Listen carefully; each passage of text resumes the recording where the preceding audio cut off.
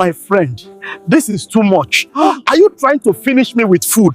Please, I beg you, take this tray away from me now.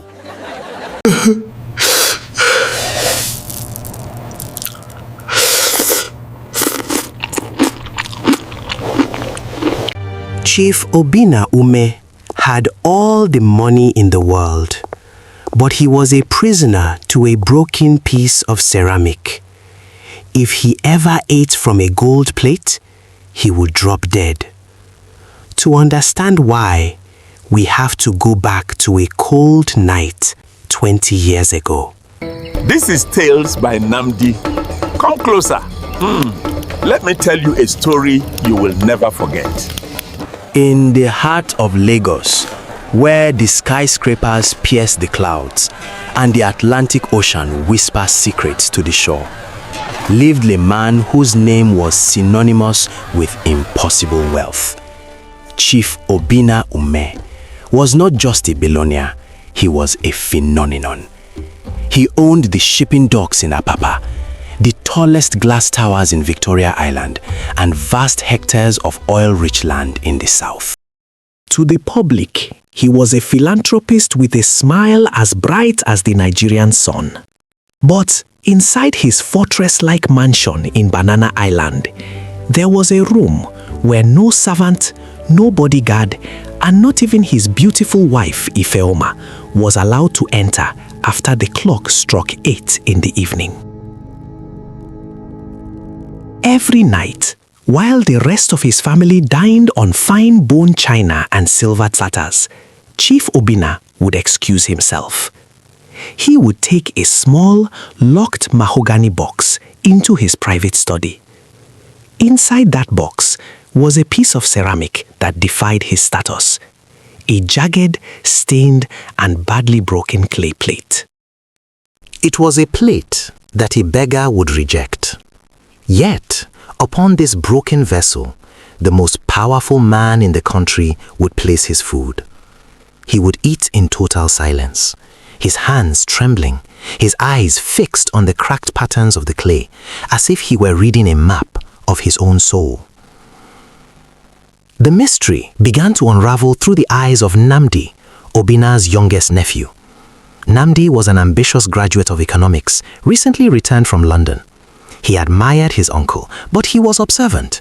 He noticed that despite the mansions and the private jets, his uncle's eyes were always darting to the corners of the room, as if he were expecting a creditor to appear and demand a debt that money could not pay. One humid Tuesday evening, curiosity overcame Nnamdi's fear. As the household settled into the quiet rhythm of the night, Nnamdi crept towards the forbidden study. The door was slightly ajar, a rare mistake by a man who never made mistakes. Through the crack, Nnamdi saw the great Chief Obina. He wasn't sitting like a king. He was hunched over the broken plate, tears streaming down his face. He was whispering to the plate. "Is it enough yet, Adaogo? Is the hunger gone? Look at the gold I have gathered for you. Look at the empire. When will you let me eat from a whole plate?" Nnamdi gasped. The sound echoed in the marble hallway. In a flash, Obina was at the door. His eyes were bloodshot, his stature towering and terrifying. "Nnamdi," his uncle whispered, a cold edge to his voice. "Since you have seen the plate, you must now hear the story. Because if you do not understand the weight of this clay, the same greed that fueled me will consume you." In our tradition, a story is only as strong as the community that hears it. By hitting that subscribe button, you are not just a viewer, you are pulling up a chair to our communal fire. You are joining a village dedicated to keeping the heartbeat of Africa alive. Let's journey through the wisdom of our ancestors together. Don't just listen to the legends. Help us carry them forward. Obina sat Nnamdi down and began to speak. His voice transported them 30 years back to the dry, dusty village of Umudi. In those days, Obina was not a chief. He was a boy whose ribs could be counted through his skin. His family was the poorest in the village. While other children went to school, Obina spent his days scouring the bushes for wild berries or working on the farms of wealthy men for a pittance. The only light in his life was Adaugo. She was the daughter of the local palm wine tapper, Mazi Okoro. Adaugo was not rich, but she had a heart made of liquid gold. She saw the brilliance in Obina when everyone else saw a beggar. One evening, during the great famine that hit the eastern region, Obina had gone 3 days without a single grain of rice. He sat by the village square, his stomach cramping with a pain so sharp it felt like a knife. Adaugo found him there. She was carrying a clay plate, her family's only good plate, filled with a small portion of pounded yam and bitter leaf soup. It was her own dinner, but she offered it to him. "Eat, Obina," she said softly. "You have a destiny that is greater than hunger. My father says the stars told him you would one day be a lion." Obina ate with a desperation that was almost animalistic. But in his haste, his weakened hands slipped. The plate hit the jagged stones of the square and shattered. Adaugo gasped. In their village, breaking a family's primary vessel during a famine was seen as an omen of broken luck. Obina was devastated. "I will replace it, Adaugo. I swear to the heavens." Everything is falling apart. I can't fix this. It's okay. We are here together. We will figure it out. "I will give you a plate made of gold." Adaugo laughed, though her eyes were sad. "I don't want gold, Obina. I want you to remember the girl who fed you when you were nothing. Promise me that no matter how high you fly, you will never forget the taste of this poverty." But the hunger did not leave Obina's heart. It transformed into a dark ambition. He left the village and headed for the city. But the city was cruel. He slept under bridges in Lagos, washed cars, and was beaten by police. The more he suffered, the more he hated his poverty. He returned to the village 3 years later, not with wealth, but with a heart hardened like stone. He heard of an old man, Mazi Ibekwe, who lived in the cave of whispers. It was said that Ibekwe could give a man the key to the earth, but the price was always a piece of the man's humanity. Obina sought him out. The cave smelled of ancient earth and burnt herbs. "I want to be the richest man in this land," Obina demanded. "I want men to tremble when I speak." Mazi Ibekwe laughed, a sound like dry leaves rubbing together. "Wealth is a spirit, young man. It requires a house to live in. If I give you this wealth, you must provide the vessel. But be warned, the vessel you choose will be the only thing that can sustain you." In his madness for power, Obina thought of Adaugo. He didn't want to kill her. He wasn't a murderer. But the ritual required him to take the lock of someone who loved him unconditionally. He had to steal her destiny of contentment. He went to Adaugo's house that night. She welcomed him with tears of joy. She still had the broken pieces of the plate he had dropped years ago. She had kept them as a memory. While she went to fetch him water, Obinna took the largest shard of that broken plate, the one that had held the food she gave him in his darkest hour. He brought the shard back to the cave. Mazi Ibekwe performed the rites, binding Obinna's future wealth to that broken piece of clay. Your wealth will grow as long as you acknowledge the source, the old man warned. You have stolen the grace of the one who fed you. From this day, you shall have all the riches of the world, but your body will only accept nourishment from this brokenness. If you ever eat from a whole plate, the spirits will reclaim their debt, and you will return to the dust of Umudi within an hour. The wealth came like a flood. A week later, Obinna found a briefcase of money in a deserted alley. He invested it.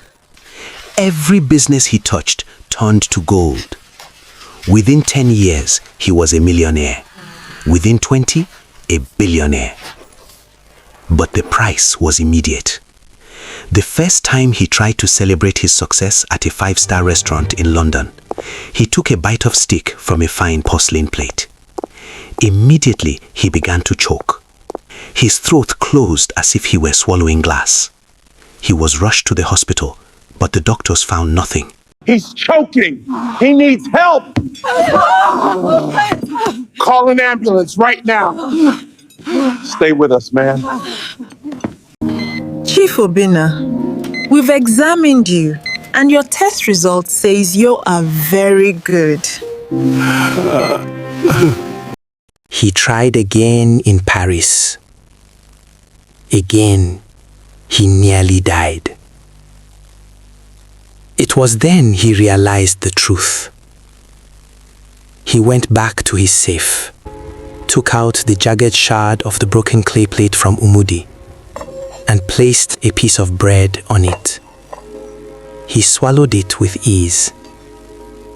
He was the richest man in Nigeria, but he was a slave to a piece of trash. As the years passed, his guilt grew. He tried to find Adaugo to make amends. He wanted to build her a palace. But when he returned to the village, he found that after he had stolen her luck, her life had withered. Her father had died, and she had disappeared. Some said she had lost her mind and wandered into the forest, searching for a broken promise. Nnamdi sat in shock as his uncle finished the story. The room felt cold. The billionaire, Chief Obinna, looked like a ghost in a designer suit. "So, the plate is your life?" Nnamdi whispered. "It is my prison," Obinna replied. "I gave away the love of the only woman who cared for me, just to have these walls of marble. And now, I am dying, Nnamdi. The spirits are tired of the broken plate. They want the vessel to be made whole." Suddenly, there was a commotion downstairs. The head of security knocked urgently on the study door. "Chief, there is a woman at the gate, an old woman. She looks like a beggar, but she has bypassed all our electronic sensors. She says she has come to collect her dish." Obinna's face went white. He grabbed the broken plate and ran downstairs, Nnamdi following close behind. At the massive gold-plated gates of the mansion stood a woman. She was dressed in rags, her hair a silver halo of tangles, but her eyes were clear and piercing. It was Adaugo. She didn't look mad, she looked like a judge. Obinna fell to his knees on the pavement of his driveway. "Adaugo, I have looked for you for decades. Please, take this money, take the houses, take everything. Just forgive me." Adaugo walked toward him, ignoring the armed guards who stood frozen, unable to move their limbs. She looked down at the billionaire. "I did not come for your money, Obinna," she said, her voice like the tolling of a bell. "I came for my plate. You have used it to hold your greed for 30 years. But a broken thing cannot hold life forever." She reached out and took the jagged clay plate from his shaking hands. You promised me a gold plate, Obina, but you forgot that a plate is only as good as the food it holds and the heart of the person who gives it. She took a small stone from the ground and tapped the center of the broken plate. To Nnamdi's horror, the plate did not just break further, it turned into fine grey dust that blew away in the Lagos breeze. The debt is paid, Adaugo said. She turned and walked into the night mist. The security guards blinked, suddenly regaining their senses, but the woman was gone. Obina let out a long, peaceful sigh. For the first time in 30 years, the tension left his shoulders. He looked at Nnamdi and smiled. A real smile, like the boy from the village of Omudi. "I am hungry, Nnamdi," he whispered. "Go to the kitchen. Bring me a piece of bread. And, Nnamdi, put it on a normal, whole plate." Nnamdi ran to the kitchen, his heart pounding. He grabbed a clean, white ceramic plate and a piece of fruit. He ran back to the driveway. Obina took the fruit from the whole plate. He took a bite. He swallowed. No choking, no pain. He wept with joy. "I am free," he choked out. "I am finally poor enough to be free." But as he finished the last bite, Chief Obina Ume closed his eyes.